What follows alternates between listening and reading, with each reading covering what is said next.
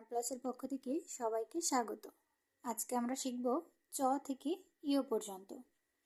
চ থেকে ইয় পর্যন্ত লেখার জন্য শুরুতেই আমরা লিখে নেব চ। চ লেখার জন্য আমরা উপরে একটি মাত্রা দিব।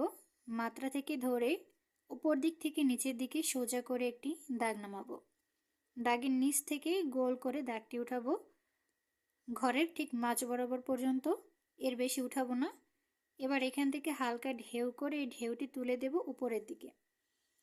অবশ্যই এই ঢেউটি উপরের দিকে তুলতে হবে, এটা কেউ নিচের দিকে নামাবে না, তাহলে কিন্তু চটা দেখতে সুন্দর লাগবে না। ছ লেখার জন্য ঘরের অর্ধেকটা জুড়ে আমরা একটি সোজা দাগ দেব। এখানে আমরা প্রথমে একটা ছোট চ লিখে নেব। এরকমভাবে একটি চ লিখে নিয়েছি।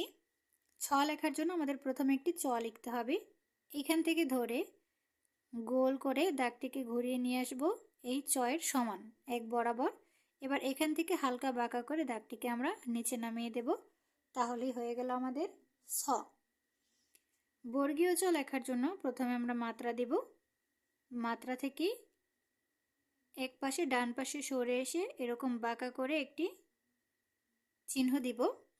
খেয়াল রাখতে হবে এই বাঁকা চিহ্নটি খুব বেশি উপরে উঠানো যাবে না, তাহলে যখন আমরা এই সাইডের দাগগুলো দেব তখন একটার সাথে একটা মিলে যাবে। এবার এখান থেকে ধরে গোল করে ঘুরিয়ে তুলে দেব উপরের দিকে, কিন্তু উপরের এই দাগের সাথে এটাকে মিলাবো না। এই নিচ থেকে যেখান থেকে এটা শুরু হয়েছিল সেখান থেকে ধরতে হবে, ধরে হালকা বাঁকা করে এ পর্যন্ত নিয়ে আসলাম, এটা সমান, আবার বাঁকা করে নিয়ে আসবো একদম নিচ পর্যন্ত। ব্যাস, তাহলেই হয়ে গেল আমাদের বর্গীয় জ। ঝ লেখার জন্য প্রথমে আমাদের একটি ব লিখে নিতে হবে। তার জন্য ঘরের অর্ধেক পর্যন্ত একটা হালকা বাঁকা দাগ দিয়ে নিলাম। এখান থেকে ধরে আরেকটা বাঁকা দাগ নামাবো নিচ পর্যন্ত, এটা সমান করে। নিচ থেকে এই দাগটিকে সোজা তুলে দেব উপরে দাগের সাথে মিলিয়ে। এরপরে এখান থেকে সরে অ সরে আ লেখার জন্য যেরকম আমরা মাত্রা নামাই তেমন নামাবো। এটা তুলে দেবো একদম সোজা উপরে, কিন্তু উপরের দাগকে স্পর্শ করে আর একটু বাড়তি হবে। পিছন থেকে এটা সমান মাত্রা হবে, সামনের দিকে আর একটা ছোট মাত্রা হবে।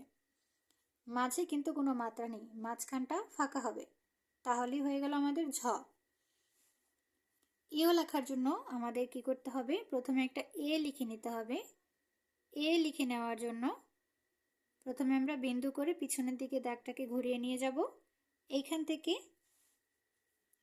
সোজা ধরে দাগটাকে নিচে নামাবো, নামিয়ে এইখান থেকেই ঢেউ করে উপরে উঠিয়ে নিচে নামিয়ে আবার উপরের দিকে এভাবে তুলে দেব। তারপর এটার পিঠে লাভ চিহ্নের মতো একটা চিহ্ন দিয়ে দেব, তাহলেই হয়ে গেল আমাদের ইউ। ধন্যবাদ সকলকে।